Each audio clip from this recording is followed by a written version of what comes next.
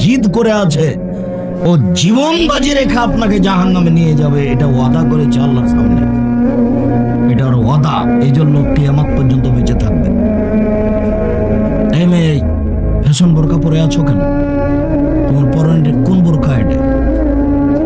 আর তুমি যে মাথায় কাপড় না দিয়ে বসে আছো, এটা তোমার কেমন? তোমাকে কে শিক্ষিত বলেছে?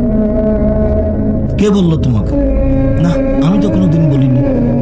দেখো, জাতির ক্ষতি করে, মানুষের ক্ষতি করে, জনগণকে জাহান্নামে ঠেলে দিয়ে নিজেকে শিক্ষিত মনে করো না। নিজেকে গুটিয়ে রাখো। জীবন অল্প দিনের, বেশি দিনের জীবন নয়। এইভাবে হাট বাজারে যায় না, প্রয়োজন নেই। কই, আমরা তো কোনোদিন হাট বাজারে যাই না, আমাদের তো চলছে, তো আমরা তো বেঁচে আছি। কোনো দিন নয়, একদিনও নয়, এক সন্ধ্যার জন্য নয়, এক মিনিটের জন্য নয়, তো কই আমরা তো বেঁচে আছি। তোমার হাটে বাজারে যাওয়ার লাগে কেন? ঢং ঢং করে চলে যাচ্ছ হাটে বাজারে। তোমার বাপ নেই, তোমার ভাই নেই, তোমার স্বামী নেই, তোমার দেবর ভাসুর নেই, সব কি মরে গেছে? তুমি কি বিপদে পড়ে গেছো? তোমার একটা আত্মমর্যাদা থাকার দরকার। তোমার বাপের একটা আত্মমর্যাদা আছে, যেটা তুমি রক্ষা করবে। তোমার স্বামীর একটা আত্মমর্যাদা আছে, সেটা তুমি রক্ষা করবে। শোনো, মধ্যখানে তোমাকে বলছে দুটো কথা। সম্মানিত দিনী বোন, আপনাকে বলছে একটু দুটো কথা খেয়াল করেন তো।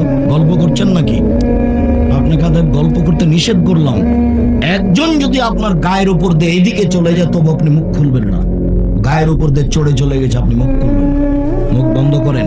আমি নির্বাচন করতে আসিনি, আমি ভোট চাইতে আসিনি। আপনার স্বভাব ভালো নয় এই কথাটা বলতে এসেছি।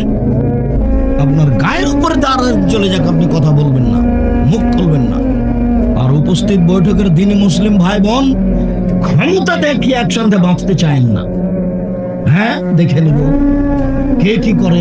এই ক্ষমতা দেখিয়ে এক মিনিট বেঁচে থাকার চেষ্টা করিয়েন না, এরই নাম জুলুম।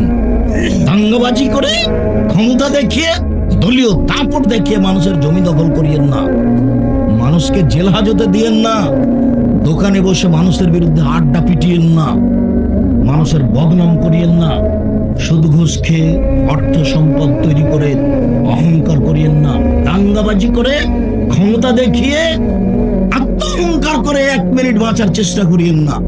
মাটির মানুষ, নরম হয়ে যান। প্রতিবেশী যা বলেছে বলেছে, উত্তর দিবেন না। প্রতিপক্ষ যা বলেছে বলেছে, উত্তর দিবেন না। সময় শেষ হয়ে গেছে। শুনুন, উপস্থিত বৈঠকের মুসলিম বোন, আপনার কাছে এসেছি। আপনি একটু খাস করে দুটো কথা